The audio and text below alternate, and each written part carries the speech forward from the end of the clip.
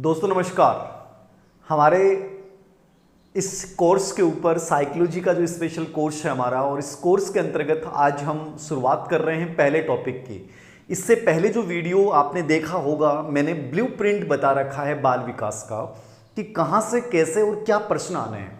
बहुत आराम से और बहुत रिलैक्स मूड में अध्ययन करना, याद रखना, तनाव लेना नहीं है। एक एक चीज को बड़े आराम से समझेंगे। कहाँ से क्या प्रश्न पूछा गया है ये भी मैं आपको बताऊंगा। कहाँ से प्रश्न नहीं पूछा जाता लेकिन फिर भी आपको जानना जरूरी है, इसकी चर्चा भी मैं करूंगा। तो कदापि तनाव आप लोगों को नहीं लेना है। बड़े रिलैक्स मूड में एक एक चीज को मैं करवा दूंगा। धैर्य आपको रखना है क्योंकि कंप्लीट कोर्स होने में 10 मई तक का समय लग जाएगा। तो थोड़ा सा इंतजार आप करेंगे। मैं बहुत अच्छे से बनाऊंगा तो समय मुझे लगेगा, ठीक है। सबसे पहले आज हम जानेंगे बाल विकास, जो पहली यूनिट है हमारी, और उसमें बाल विकास शब्द लिख रखा है। तो मतलब थोड़ा सा हमारा जानना जरूरी हो जाता है कि बाल विकास क्या है, ठीक है। अब इसमें मैं बता तो आपको कंप्लीट रहा हूं, लेकिन आपको वो चीजें देखनी जरूरी हैं जहां से एग्जाम में प्रश्न पूछे जाते हैं। तो मैं समझाऊंगा पूरा, ताकि आप में से किसी को ये नहीं लगे कि सर ने कम करवा दिया, अच्छा नहीं करवाया।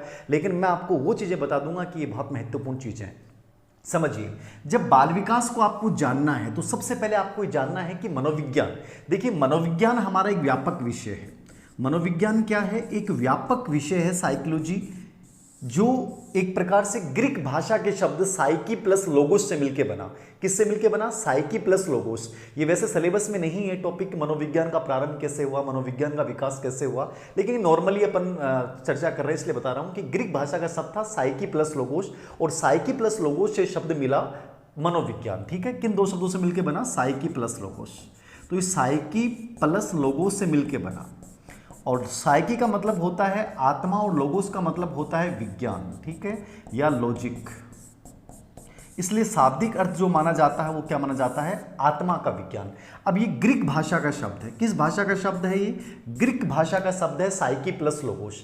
अब यहाँ पे एक बड़ा विवाद होता है, मैं इस विवाद को सुलझाने की कोशिश करूंगा कि सर आधुनिक मनोविज्ञान का जनक क्या है। वैसे मनोविज्ञान में वैज्ञानिक विधि की जो शुरुआत की थी वो किसने की थी? अरस्तु ने। किसने की? अरस्तु ने। इसलिए प्राचीन जनक जो माना जाता है वो अरस्तु को माना जाता है। मनोविज्ञान को दर्शन शास्त्र से अलग किया था विलियम जेम्स ने। किसने अलग किया? विलियम जेम्स ने। इसलिए अमेरिका में जो माना जाता है, किसमें?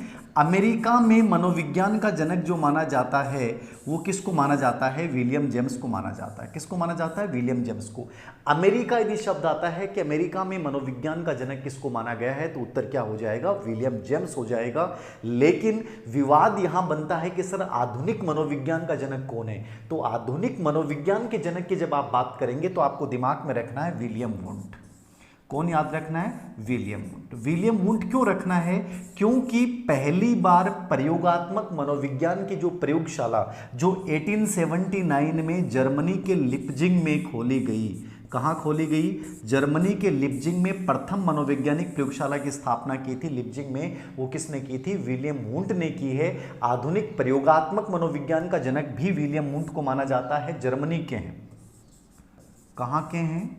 जर्मनी के हैं। पहली प्रयोगात्मक मनोवैज्ञानिक प्रयोगशाला की स्थापना किसने की? विलियम वुंट ने।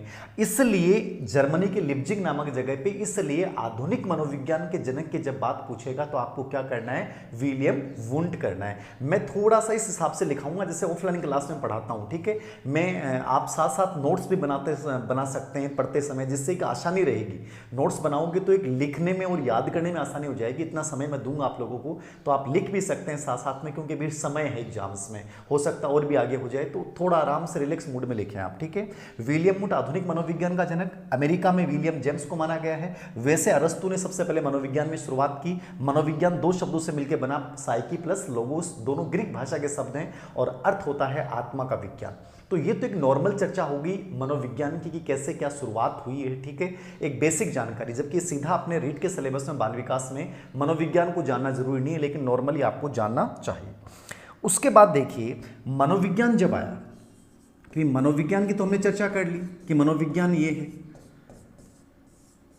मनोविज्ञान ये है, ठीक है। अब मनोविज्ञान जो है, इस मनोविज्ञान की एक शाखा बनती है विकासात्मक मनोविज्ञान। कौन सी शाखा बनी? विकासात्मक मनोविज्ञान। विकासात्मक मनोविज्ञान किसकी शाखा है? मनोविज्ञान की, जिसपे स्पेशली जीन पियाजे ने कार्य किया है। विकासात्मक मनोविज्ञान ये कहता है कि बच्चे के जन्म से लेकर गर्भाकाल से लेकर और प्रौढ़ अवस्था तक की जितनी भी अवस्थाएं होती हैं उन सब का जो अध्ययन होता है वो किस में होता है? विकासात्मक मनोविज्ञान में। यानी कि आपके जन्म गर्भाकाल से लेकर और प्रौढ़ अवस्था तक का कंप्लीटली अध्ययन विकासात्मक मनोविज्ञान। तो विकासात्मक मनोविज्ञान क्या हो गया? एक बड़ी ब्रांच हो गई। विकासात्मक मनोविज्ञान की ब्रांच आई बाल मनोविज्ञान। कौन आई? बाल मनोविज्ञान। अब बाल मनोविज्ञान क्या है? बाल मनोविज्ञान वो है जो बच्चे के गर्भकाल से लेकर बाल्यावस्था तक का अध्ययन, यानी यहां केवल क्या है? गर्भाकाल से लेकर और बाल्यावस्था तक का अध्ययन। गर्भाकाल से लेकर बाल्यावस्था तक का जो अध्ययन है वो क्या है? हमारा बाल मनोविज्ञान है। यानी इसमें केवल अपन कहां तक अध्ययन करते थे? केवल बच्चे के गर्भकाल से लेकर और मतलब बाल्यावस्था तक का। लेकिन जो आपका बाल विकास आया, आपका जो बाल विकास, जो वर्तमान में सबसे उपयुक्त शब्द है, जो हमारे सिलेबस का नाम है, ये बाल विकास का मतलब ये था कि आपके जन्म गर्भाकाल से लेकर, कहां से लेकर? गर्भाकाल काल से किशोर अवस्था तक का अध्ययन या परिपक्व अवस्था तक का अध्ययन। किशोर अवस्था या परिपक्व अवस्था तक का अध्ययन, ये हमारा क्या कहलाता है? बाल विकास। तो शॉर्ट में 3 बातें समझिएगा कि मनोविज्ञान ग्रीक भाषा का शब्द, ठीक है। मनोविज्ञान शब्द की उत्पत्ति हुई है साइकी प्लस लोगोस, आत्मा का विज्ञान, अरस्तु का प्रारंभिक योगदान। विलियम जेम्स ने इसको फिलोसॉफी से अलग करने का श्रेय जाता है अमेरिका में, इसलिए अमेरिका में जनक विलियम जेम्स, आधुनिक मनोविज्ञान का जनक विलियम वुंट। 1879 में जर्मनी के लिप्जिग में प्रथम मनोवैज्ञानिक प्रयोगशाला की स्थापना की। और जो अपने एजुकेशनल साइकोलॉजी शब्द पढ़ते हैं वो मनोविज्ञान की एक शाखा है जिसका विकास 1920 से हुआ, ठीक है, जिससे उत्पत्ति 1900 में हुई, लेकिन निश्चित स्वरूप धारण किया था शिक्षा मनोविज्ञान ने 1920 में, जिसमें स्पेशली थॉर्नडाइक का सबसे बड़ा योगदान माना जाता है शिक्षा मनोविज्ञान के विकास में। ऐसे ही विकासात्मक मनोविज्ञान जो जीन पियाजे ने बहुत बड़ा कार्य किया है, गेसेल ने इस पे कार्य किया है, थॉमसन ने इस पे कार्य किया है, पेस्टोलॉजी ने इस पे कार्य किया है, बहुत सारे लोगों ने इस पे कार्य किया है।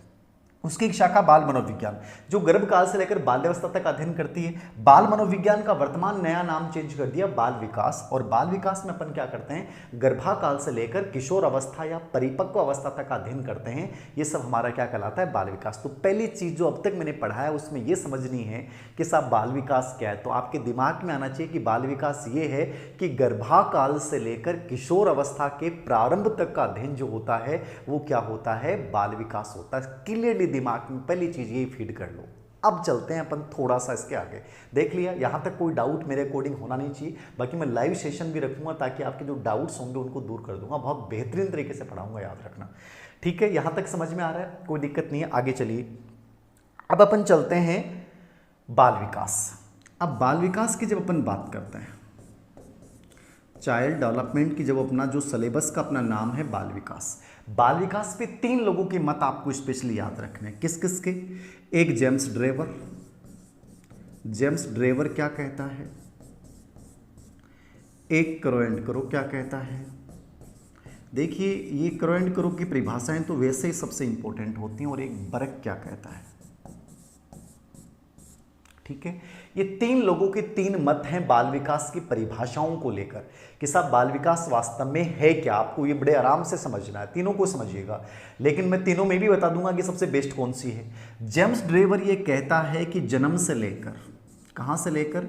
जन्म से लेकर और परिपक्व अवस्था, जन्म से लेकर परिपक्व अवस्था तक का अध्ययन,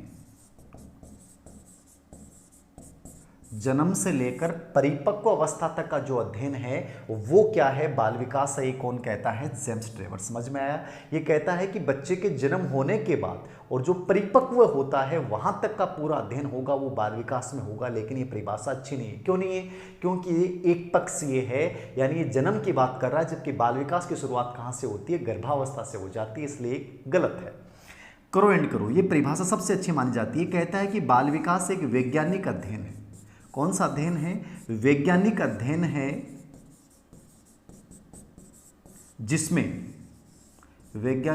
है जिसमें गर्भाकाल से लेकर किशोर अवस्था तक का अध्ययन। कहां तक का अध्ययन? किशोर अवस्था।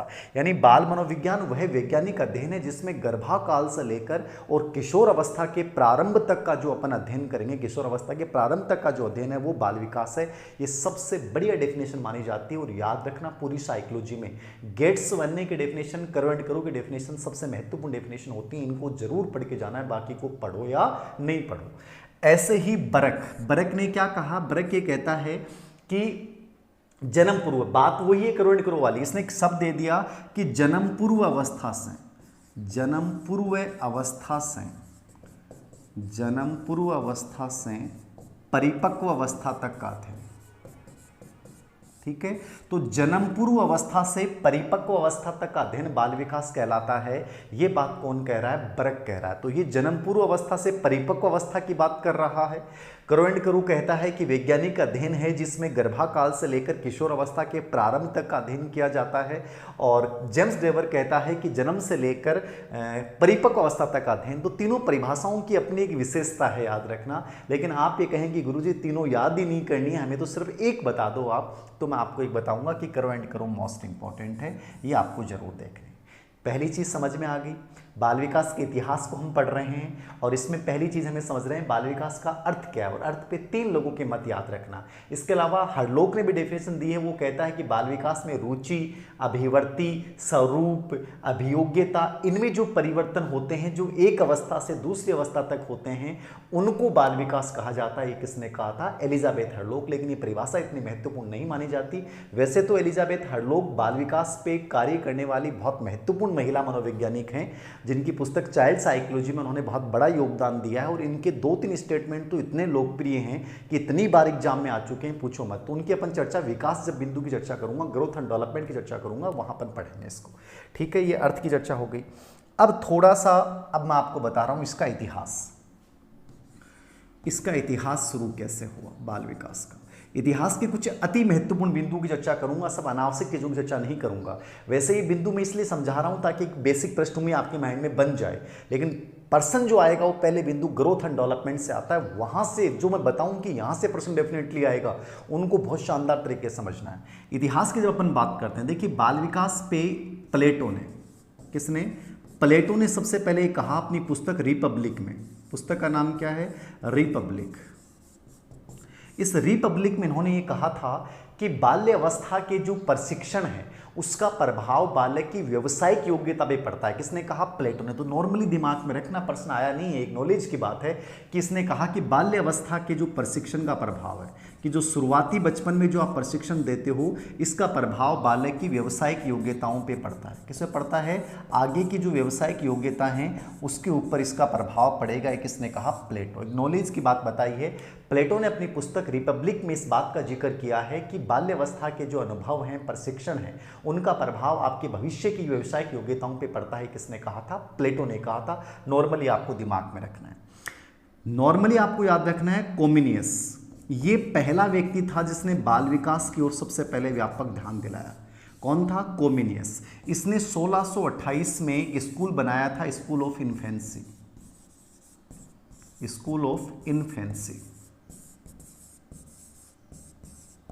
इन्फेंसी का मतलब क्या होता है? शिशु विद्यालय। शिशु विद्यालय, ये विद्यालय किसने स्थापित किया साहब? ये विद्यालय कोमिनियस ने स्थापित किया। किसने स्थापित किया? कोमिनियस ने। तो स्कूल ऑफ इन्फेंसी की जो स्थापना की है वो कोमिनियस ने की है, जॉन कोमिनियस ने 1628 में। सबसे पहले बाल विकास या बच्चों की तरफ व्यापक रूप से ध्यान दिलाने वाला पहला आदमी जो था वो कौन था? कोमिनियस। सबसे पहले व्यापक ध्यान दिलाने वाला, कौन सा ध्यान दिलाने वाला? व्यापक ध्यान दिलाने वाला व्यक्ति कौन था? कोमिनियस था। 1628 में स्कूल ऑफ इन्फेंसी की स्थापना की थी, याद रखना। एक पुस्तक भी इन्होंने, 2 बड़ी पुस्तक लिखी थी, द ग्रेट डिटेक्टिव और एक एविडेंस वाइब्रेशन, ऐसे कुछ किताब थी। तो ग्रेट डिटेक्टिव और 2 किताबें इन्होंने लिखी थी। और इन्होंने कहा था कि शिक्षक को ये चाहिए कि वो प्रकृति के नक्शे कदम पे चले, वो प्रकृति की तरह पढ़ाए। बच्चों का जो व्यवहार है उसके ऊपर बच्चे के अनुभव का बहुत प्रभाव पड़ता है, ठीक है, मैच्योरिटी का बहुत बहुत प्रभाव पड़ता है, ये जॉन कॉमिनियस ने बात की थी, याद रखना। प्रकृति के नक्शे कदम पे हमें चलना चाहिए, ये स्पेशली इनका बड़ा स्टेटमेंट था किनका, जॉन कॉमिनियस का। तो व्यापक ध्यान दिलाने वाला कौन था, कॉमिनियस। अभी तक प्रश्न नहीं पूछा गया, एक नॉलेज की बात है, याद रखना। आगे देखेंगे अपन कॉमिनियस और प्लेटो के बाद तीसरा जो व्यक्ति आता है आपका पेस्टोलॉजी, ये बेहद महत्वपूर्ण है। पेस्टोलॉजी इन्होंने 1774 में, कब, 1774 में बाल विकास का वैज्ञानिक जो अध्ययन किया, ये प्रश्न इंपॉर्टेंट बनता है कि वैज्ञानिक अध्ययन किसने किया, तो पेस्टोलॉजी ने 1774 में अपने 3.5 साल के बच्चे पर, ठीक है ना, इस अध्ययन का नाम था बेबी बायोग्राफी, ठीक है, बेबी बायोग्राफी जो इन्होंने अध्ययन था, इस अध्ययन को वैज्ञानिक अध्ययन माना जाता है। क्या माना जाता है, वैज्ञानिक अध्ययन। तो पेस्टोलॉजी को बाल विकास का वैज्ञानिक अध्ययन करने का श्रेय जाता है, तो इन्होंने वैज्ञानिक अध्ययन किया था, इसलिए इनको कई लोग कहते हैं कि साहब बाल विकास का जो जनक है वो किसको माना जाना चाहिए, पेस्टोलॉजी को माना जाना चाहिए, क्योंकि वैज्ञानिक जो अध्ययन किया वो किसने किया, पेस्टोलॉजी ने किया है। तो इसके ऊपर भी बड़ा विवाद रहता है, कुछ कहते हैं स्टेनले हॉल है, कुछ कहते हैं पेस्टोलॉजी है, वो अपन चर्चा करेंगे, लेकिन पेस्टोलॉजी का एक बहुत बड़ा योगदान रहा है, याद रखना। तो पहला वैज्ञानिक अध्ययन किसने किया था, पेस्टोलॉजी ने 1774 में 3.5 साल के बच्चों पे। ऐसे आपको एक व्यक्ति याद रखना है, टाइडमैन। टाइडमैन ने अपने खुद के बच्चे पे, टाइडमैन ने भी 1784 और 87 में, ठीक है ना, 1784 और 87 में अपने खुद के बच्चे पे शारीरिक और मानसिक विकास का अध्ययन किया। ये महत्वपूर्ण नहीं, आप इसको छोड़ सकते हो। तो शारीरिक और मानसिक विकास का अध्ययन किया था टाइडमैन ने अपने खुद के बच्चे पे, तो आप इसको इग्नोर कर सकते हो, ये इतना महत्वपूर्ण नहीं है। लेकिन पेस्टोलॉजी बहुत महत्वपूर्ण है, पेस्टोलॉजी को अच्छे से देख के जाइएगा, एक अति महत्वपूर्ण बिंदु है, ये समझ में आना चाहिए। आगे देखिए 3 नंबर पे अपन चर्चा कर रहे हैं रूसो। ये सब वही चीज़ें बता रहा हूँ जो इंपॉर्टेंटली आपको जानना है। रूसो ने अपनी एक पुस्तक लिखी थी इमाइल, ठीक है, ये बहुत इंपॉर्टेंट है। रूसो ने बच्चों की शिक्षा की तरफ ध्यान दिलाने के लिए एक पुस्तक लिखी इमाइल। अब इमाइल पे 2 प्रकार के प्रश्न आते हैं कि इमाइल क्या है। तो इमाइल एक पुस्तक का नाम भी है और इमाइल एक काल्पनिक शिष्य था। जैसे मैं कहता हूं कि मेरा स्टूडेंट ऐसा होना चाहिए जो कभी हारने वाला नहीं हो, जो विल पावर से युक्त हो, जो हर परिस्थिति के सामने खड़ा हो जाए, हर चुनौती को झेल जाए और हमेशा आशावादी रहे, ऊर्जावान रहे, उत्साही रहे। हमेशा मैं कहता हूं आप लोगों से, तो वही प्लेटो ने भी एक उम्मीद की कि मेरा स्टूडेंट ऐसा होगा जो कभी निराशावादी हो ही नहीं सकता। तो इस प्रकार से एक काल्पनिक शिष्य का नाम भी, यानी किसका काल्पनिक शिष्य जो है वो भी कौन है, वो भी कौन है, इमाइल है। और ये पुस्तक भी क्या है, इमाइल। तो दोनों प्रश्न एग्जाम में आए हुए हैं 2013 थर्ड ग्रेड एग्जाम में, तो ये याद रखना है। इंपॉर्टेंट चीजें जो आई हुई हैं वो सब चीजें रिपीट कर दूंगा मैं, आपको अलग से देखने की आवश्यकता नहीं पड़ेगी। तो रूसो देख के जाना है। रूसो के बाद आप चर्चा करेंगे थोड़ा सा अपन रूसो के अलावा देखिए आप बाल विकास अध्ययन आंदोलन। देखिए इसने पेस्टोलॉजी ने वैज्ञानिक अध्ययन किया। प्लेटो ने रिपब्लिक में कह दिया कि साहब बच्चों की तरफ मतलब कि उसके बाल्यावस्था का जो प्रशिक्षण उसका प्रभाव आगे पड़ता है। कॉमिनियस ने सबसे पहले व्यापक ध्यान आकर्षित किया। जीन पियाजे ने बाल विकास पे लगभग 32 किताबें लिखी। गेसेल ने कार्य किया है, डार्विन ने भी कार्य किया है, ठीक है। प्रेड ने एक पुस्तक लिखी थी माइंड ऑफ चाइल्ड, उसमें भी उसने बाल विकास से बहुत सारे लोगों ने कार्य किया। हॉब्स ने कार्य किया है, ठीक है। लोगों ने योगदान बहुत दिया है बाल विकास पे, लेकिन इतना सब कुछ याद करने की आवश्यकता नहीं है। बाल विकास अध्ययन आंदोलन किसने चलाया? तो बाल विकास अध्ययन जो आंदोलन है, बाल विकास अध्ययन आंदोलन, ये सबसे इंपॉर्टेंट बिंदु माना जाता है और ये चलाया था स्टेनले हॉल। किसने चलाया है? ये स्टेनले हॉल ने बाल विकास अध्ययन आंदोलन चलाया। ये बड़ा महत्वपूर्ण प्रश्न है। कहां पे चलाया? 1893 में अमेरिका। कहां चलाया है ये? अमेरिका में चलाया, याद रखना। अब प्रश्न आपसे पूछ ले कि कौन सी शताब्दी में चलाया, तो शताब्दी कौन सी होगी? 19वीं शताब्दी। याद रखना, दोनों प्रश्न एग्जाम में आए हुए हैं। इन्होंने 2 समितियां बनाई थी, एक बाल अध्ययन समिति, बाल अध्ययन समिति, और एक बाल कल्याण समिति। बाल अध्ययन समिति और बाल कल्याण समिति, 2 समितियों की स्थापना किसने की? स्टेनले हॉल ने की, ठीक है। बाल अध्ययन आंदोलन किसने चलाया? Stanley hall. कहां चलाया? अमेरिका में 1893 में। 2 समितियां, बाल अध्ययन समिति, बाल कल्याण समिति। इनके माध्यम से बच्चों के विकास पर इन्होंने बड़ा व्यापक कार्य किया। इसलिए बहुत सारे लोग बाल अध्ययन आंदोलन का जो जनक है वो जनक जो मानते हैं आजकल बाल विकास का, वो किसको माना जाता है? Stanley hall. अभी विवाद का विषय, मुझे लगता नहीं कि ऐसा कोई प्रश्न आएगा। पेस्टोलॉजी भी इसके हकदार हैं और स्टैनले हॉल भी। अब मेरी राय पूछोगे तो ज़्यादा मजबूत स्टैनले हॉल मजबूत ज़्यादा पड़ जाता है। इन्होंने इसके अलावा 1800 एक पेडालॉजिकल, एक इन्होंने बाल विकास का प्रश्नावली विधि द्वारा, ये भी याद रखना, बाल विकास का प्रश्नावली विधि द्वारा सर्वप्रथम अध्ययन किसने किया था? तो इन्होंने एक मैगजीन लिखी थी, पेडोलॉजिकल सेमिनरी।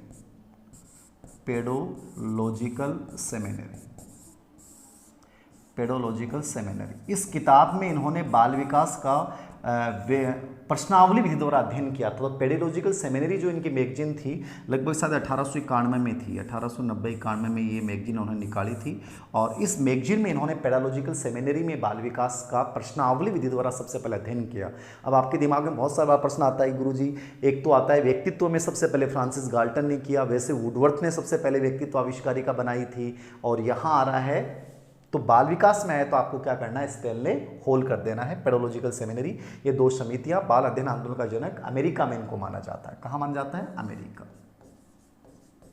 ऐसे ही आपसे पूछ ले कि इंग्लैंड में कौन है, तो इंग्लैंड में शल्ली ने, विलियम शल्ली ने जो है वो एक प्रकार से बाल अध्ययन आंदोलन चलाया था। बाल अध्ययन चाइल्ड स्टडी समिति बनाई थी, ठीक है ना। तो चाइल्ड स्टडी जो है वो कहाँ स्थापित की थी इन्होंने? ब्रिटेन में, इंग्लैंड में, ठीक है। तो इंग्लैंड में जिसने कार्य किया है वो कौन है? विलियम शल्ली है। कौन है?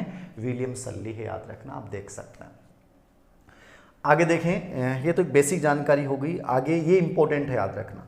उसके बाद यदि अपन चर्चा करते हैं तो प्रथम बाल सुधार गृह कहाँ स्थापित किया गया? तो प्रथम बाल सुधार गृह, ये आया नहीं है लेकिन फिर भी देखना है। प्रथम बाल सुधार गृह की यदि अपन बात करें, ये चीज़ें कुछ इसलिए करवानी पड़ती हैं कि यदि आप नहीं करोगे तो आपको लगेगा सर करवाया नहीं हमें। तो न्यूयॉर्क में 1887 में स्थापित किया गया, लेकिन ये प्रश्न इतना महत्वपूर्ण नहीं है। ये प्रश्न सबसे इंपॉर्टेंट बनता है प्रथम बाल निर्देशन केंद्र।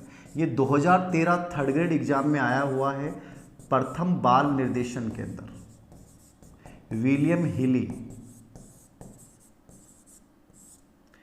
विलियम हिली, शिकागो,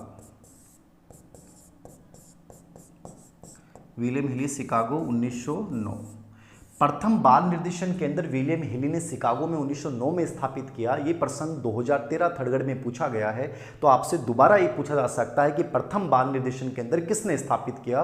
तो ये आपको थोड़ा सा याद रखना है। प्रथम बाल निर्देशन केंद्र विलियम हिली, शिकागो ने 1909 में इसको स्थापित किया था। तो ये बड़ा इंपॉर्टेंट चीज़ है, इसको थोड़ा सा जहन में रखिएगा, ठीक है।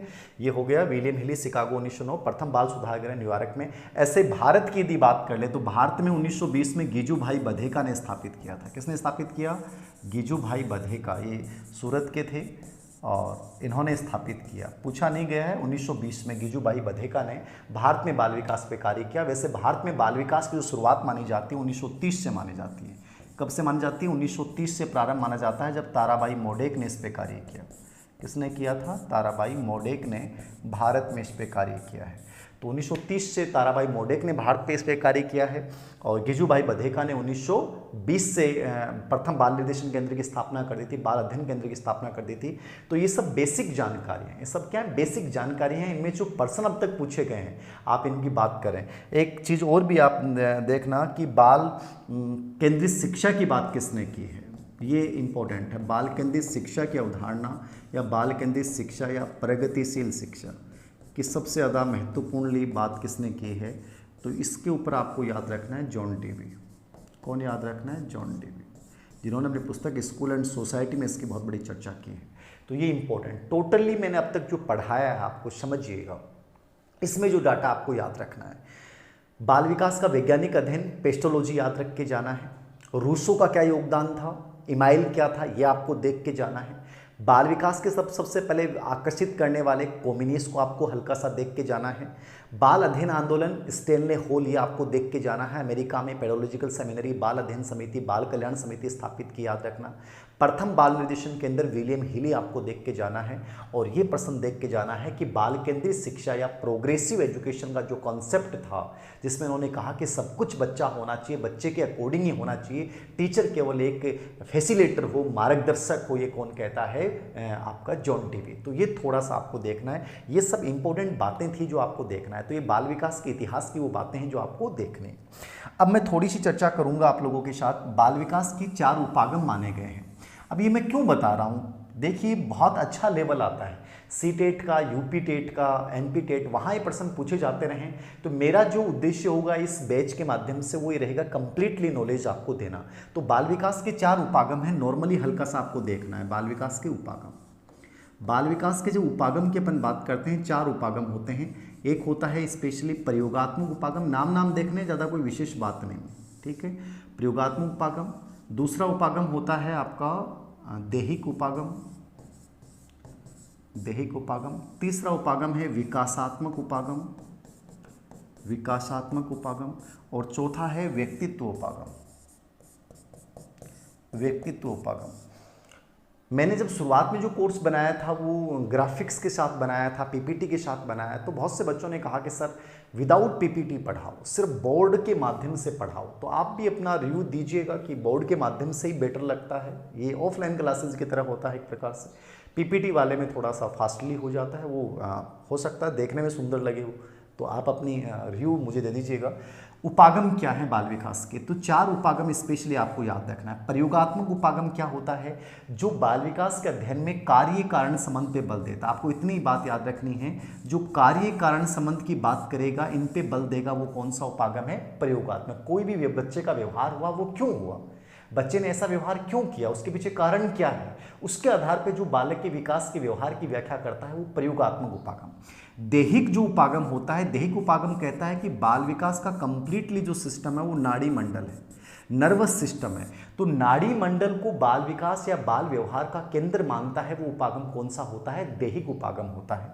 विकासात्मक उपागम बाल विकास की विभिन्न जो प्रकार की समस्याएं हैं वो अवस्थाओं के संदर्भ में जो अध्ययन करता है वो क्या कहलाता है, विकासात्मक उपागम। तो बाल विकास की विभिन्न प्रकार की समस्याएं, आवश्यकताओं को अवस्थाओं के संदर्भ में जो समझने पे बल देता है वो विकासात्मक उपागम है। और व्यक्तित्व उपागम जो होता है वो शील गुणों के ऊपर, इसके आधार पर व्यक्तित्व के जो शील गुण हैं, ट्रेट्स हैं, इन शील गुणों के आधार पर बालक के व्यवहार की व्याख्या करता है, वो कौन सा उपागम कहलाता है, व्यक्तित्व उपागम।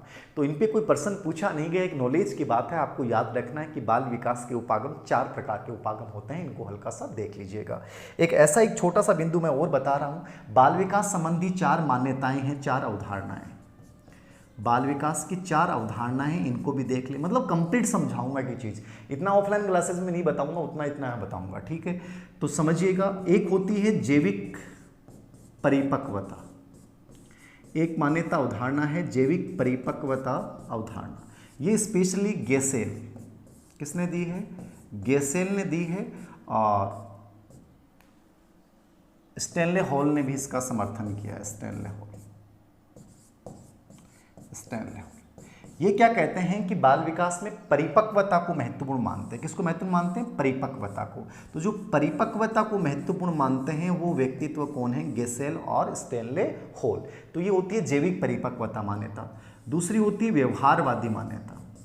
देखिए व्यवहारवादी जहां भी आएगा, कौन आएगा, व्यवहारवादी जहां कहीं भी आएगा, आपको याद रखना है स्पेशली वाटसन, कौन आएगा, वाटसन। और दूसरा आपको याद रखना है स्किनर, स्किनर को मूल व्यवहारवादी कहा जाता है, याद रखना।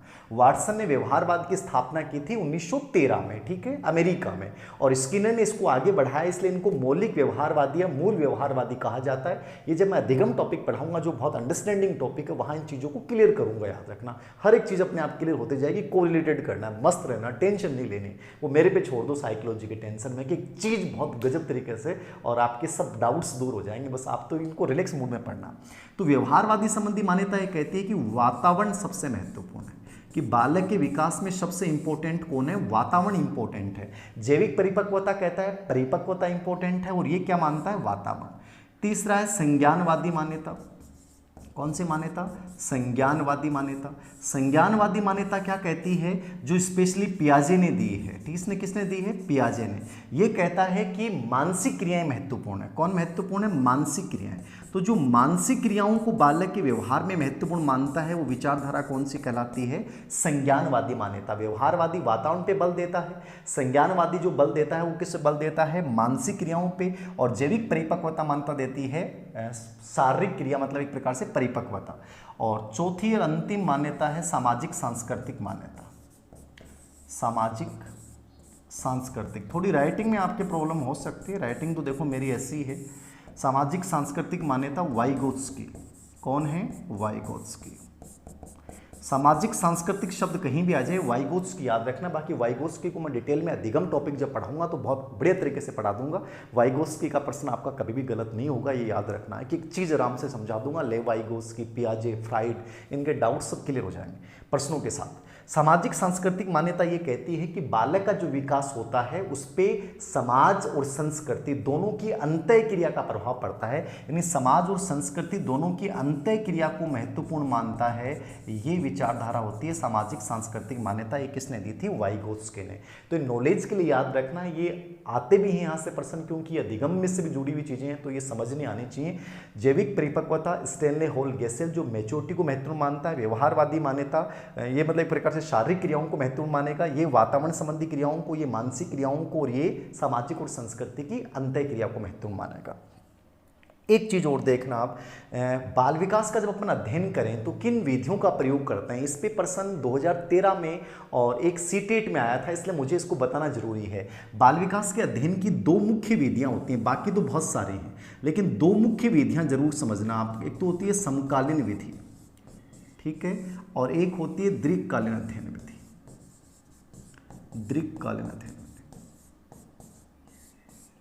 ये दो समझना। समकालीन क्रॉस सेक्शनल होती है, समकालीन तो एक प्रकार से क्रॉस सेक्शनल बोल दो, समकालीन को समझना। समकालीन का मतलब होता है, आपसे प्रश्न ये पूछेगा कि बाल विकास के अध्ययन की दो प्रमुख विधियां कौन सी हैं, तो आप कहोगे साहब दो विधियां हैं, एक समकालीन होती है, एक दीर्घकालीन अध्ययन विधि होती है। समकालीन का मतलब क्या है? समकालीन का मतलब है मुझे बालक के विकास का किस अवस्था में या किस समय विशेष पे बच्चे के व्यवहार में कौन सा परिवर्तन हुआ, यदि ये मुझे जानना है तो मैं समकालीन विधि का प्रयोग करूंगा। यानी एक समय विशेष पर, ठीक है, एक समय विशेष पर एक साथ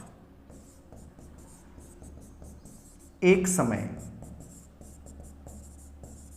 किया जाने वाला अध्ययन, किया जाने वाला अध्ययन, एक साथ एक समय किया जाने वाला अध्ययन, ये कौन सी विधि है? समकालीन अध्ययन विधि। एक साथ एक समय किया जाने वाला अध्ययन कौन सी विधि कहलाएगी? समकालीन अध्ययन विधि। लेकिन ये इतनी अच्छी नहीं मानी जाती। दीर्घकालीन अध्ययन विधि क्या है? एक प्रकार से लंबात्मक, ठीक है, लंबात्मक विधि होगी कि इसमें कर्मिक रूप से, ठीक है, कर्मिक रूप से अध्ययन होता है, जन्म से लेकर लगातार एक प्रकार से कि अलग अलग समय पर बालक के व्यवहार में होने वाला अलग अलग परिवर्तन का कर्मिक और व्यवस्थित रूप से जो अध्ययन किया जाता है, मतलब पूरे बाल विकास का इतिहास जो आपको ज्ञात होता है वो इसी विधि से होता है। इसलिए बेस्ट विधि कौन सी होती है? दीर्घकालीन। इसमें तो एक समय विशेष का एक साथ अध्ययन होता है और इसमें अलग अलग समय पर बालक के व्यवहार में अलग अलग क्या परिवर्तन हो रहा है इसका कंप्लीटली विश्लेषण किया जाता है, वो होती है दीर्घकालीन अध्ययन विधि।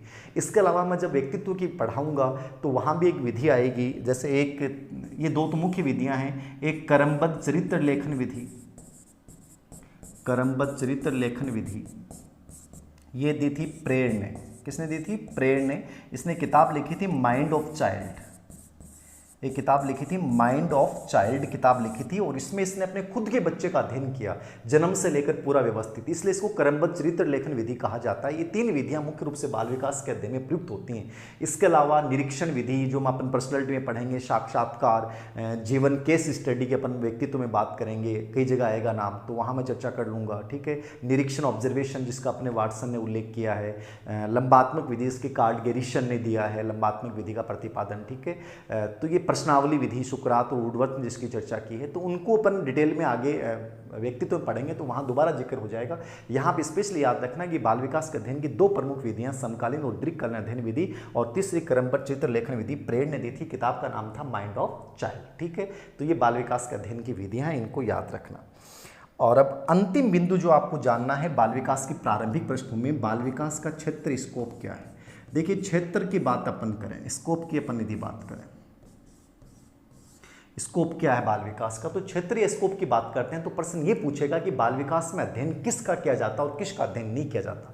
आप सिंपल सी बात याद रखना कि बच्चे के व्यवहार को जो चीज़ भी प्रभावित करेगी उन सब का अध्ययन अपन बाल विकास में करेंगे, चाहे बाल विकास की बच्चों की समस्याएं हैं, बच्चों की विशेषताएं हैं, रुचि है, अभिवृत्ति है, अभिक्षमता है, व्यक्तित्व है, बुद्धि है, अभिप्रेरणा है, कंप्लीटली व्यक्तिगत विभिन्नताएं हैं। इसलिए बाल विकास का मतलब ये होता है कि जो भी टॉपिक आपके आगे आएंगे अलग अलग यूनिट में वो सब बाल विकास के ही हैं। मतलब बाल विकास को समझने का मतलब वो सब टॉपिक आपको पढ़ने हैं। तो बाल विकास का क्षेत्र बहुत बड़ा है, लेकिन स्पेशली अपन सिलेबस की बात करें तो अपने सिलेबस में अपन बाल विकास के आपके 7 आयाम दे रखे हैं। तो 7 आयाम आपको पढ़ने हैं। आपसे प्रश्न यहाँ से 2 प्रश्न पूछे गए अब तक, एक रिट में भी आया है और एक सीटेट में भी आया है कि बाल विकास में देखो प्रश्न की भाषा समझो, क्या प्रश्न आ सकता है। ये मैं हर बिंदु के साथ, ये तो चलो बेसिक पृष्ठभूमि थी, इसमें तो कोई प्रश्न बहुत कम पूछे जाते हैं, लेकिन प्रश्न पूछेगा मैं वहाँ बताऊंगा कि कैसा प्रश्न आ सकता है, एग्जाम पैटर्न क्या कहता है। तो बाल विकास का जो क्षेत्र है उस पे 2 ही प्रश्न पूछे गए। कैसा प्रश्न पूछेगा, बाल विकास में अध्ययन किया जाता है या बाल विकास में अध्ययन नहीं किया जाता है। तो आपके माइंड में रहने चाहिए कि बाल विकास के आयाम कौन से जिनका अध्ययन किया जाता है। तो बाल विकास के नॉर्मली जो आयाम होते हैं कौन कौन से होते हैं ये मैं आगे डिटेल में समझाऊंगा, यहां तो केवल नाम की चर्चा कर रहा हूं। शारीरिक विकास, कौन सा विकास, शारीरिक विकास, फिजिकल डेवलपमेंट। इसके अंतर्गत अपन शैशवावस्था, बाल्यावस्था, किशोर अवस्था में बच्चे में कौन कौन से परिवर्तन कैसे कैसे होते हैं इनका कंप्लीटली विश्लेषण करेंगे, एक एक चीज को समझाऊंगा, ठीक है। ये पहला विकास। दूसरा मानसिक विकास, मानसिक विकास, इसमें भी अपने को यही करना है। और यहाँ तो मैं आपको 3 प्रश्न है टोटल, इस यूनिट में से 6 प्रश्न आएंगे, लेकिन 9 प्रश्न दे के जाऊंगा मैं, क्योंकि जीन पियाजे को यहाँ पढ़ाऊंगा 2 प्रश्न हो गए, एक चिंतन लॉजिक कल्पना को पढ़ाऊंगा 3 प्रश्न। तो मानसिक विकास में अपन इनका अध्ययन करेंगे जितनी भी मानसिक क्रियाएं हैं। तीसरा सामाजिक विकास, सामाजिक विकास, इसके अंतर्गत अब भी महत्वपूर्ण रूप से अपन ये पढ़ेंगे शेष अवस्था में कैसे, बाल्यावस्था में कैसे, किशोर अवस्था में कैसे। कंप्लीटली एक चीज समझाऊंगा, कौन से कार्य प्रभावित करेंगे, वंशानुक्रम आतंक भूमिका क्या होगी, इरिक इरिक्शन का मनोसामाजिक सिद्धांत क्या है, ब्रॉन फेनर का सामाजिक विकास सिद्धांत क्या है, हर चीज समझाऊंगा। चौथा संवेगात्मक विकास, इमोशनल डेवलपमेंट, इसके अंतर्गत भी अपने को यही पढ़ना है। शैशव, बाल्यावस्था और किशोर अवस्था में हमारे इमोशंस कैसे होते हैं, कैसे उनकी विशेषताएं होती हैं, मूल प्रवृत्ति का सिद्धांत क्या है, 14 संवेग क्या हैं, 14 मूल प्रवृत्तियां क्या हैं, संवेगों के अलग अलग सिद्धांत कौन से होते हैं, इन सब का कंप्लीटली विश्लेषण करवाऊंगा। 5वां नैतिक विकास, शेषावस्था, बाल्यावस्था में नैतिक विकास कैसे होता है, किशोर अवस्था में कैसे होता है, इन पे प्रश्न कम आएंगे। लेकिन नैतिक विकास पे कोहलबर्ग का सिद्धांत, जीन पियाजे का सिद्धांत, कैरोल गिल्लिगन का सिद्धांत, हेविंगहर्स्ट पेक का सिद्धांत, स्किनर का योगदान, फ्राइड का योगदान, इन सबको डिटेल से समझाऊंगा, एक एक चीज, मजा आ जाएगा आपको। 6 नंबर पे भाषा विकास सिद्धांत, ठीक है। बच्चे में पिछली रेट में यही से प्रश्न आया था, लगातार आ रहा है, 16वीं रेट में भी, 18 रेट में भी, हर एग्जाम में प्रश्न आता है। तो भाषा विकास में शब्दकोश क्या होता है, पियाजे वाइगोत्स्की के जो विचारों में बड़ी टेंशन रहती है वो सब समझाऊंगा। भाषा विकास में नोम चॉम्स्की, वाहरक का योगदान क्या, वो कंप्लीटली समझाऊंगा। भाषा विकास को प्रभावित करने वाले कारक ये सब समझेंगे। 7वां गामक विकास, कौन सा विकास, गामक, मोटर स्किल डेवलपमेंट, ये भी पिछली वीक में प्रश्न आया था। गामक विकास क्या है, सूक्ष्म क्या होता है, स्थूल क्या होता है, गामक गतिविधियां क्या होती हैं, गामक विकास पे कौन से कारक का प्रभाव पड़ता है, कंप्लीटली पढ़ाऊंगा। और अंतिम होता है सौंदर्यात्मक विकास, लेकिन ये हमारे सिलेबस में नहीं है। कलात्मक विकास जिसको अपन कहते हैं, सौंदर्यात्मक विकास इसको कहते हैं, इसको अपने को नहीं पढ़ना है, लेकिन ये 7 आयाम हमें पढ़ने और एक एक चीज़ को बहुत बेहतरीन तरीके से अपन पढ़ेंगे। तो ये एक प्रकार से आज की बेसिक पृष्ठभूमि थी। ये इस यूनिट की बेसिक पृष्ठभूमि है कि बाल विकास है क्या, इतिहास क्या है, बाल विकास के अध्ययन की विधियां क्या हैं, उपागम क्या है, मान्यताएं क्या है, स्कोप क्या है। तो यहाँ से प्रश्न अमूमन नहीं आता है, लेकिन फिर भी आपको देखना है क्योंकि बहुत बढ़िया तरीके से पढ़ना है। अगला जो वीडियो होगा उसमें ग्रोथ एंड डेवलपमेंट, जहाँ से एक प्रश्न श्योर आएगा, बड़े आराम से पढ़ाऊंगा कि चीज़ को आप बस रिव्यू जरूर दीजिएगा कि ये सही लग रहा है, सही आ रहा है, अच्छा लग रहा है कि नहीं लग रहा है, ये जरूर मुझे बताते रहिएगा। धन्यवाद।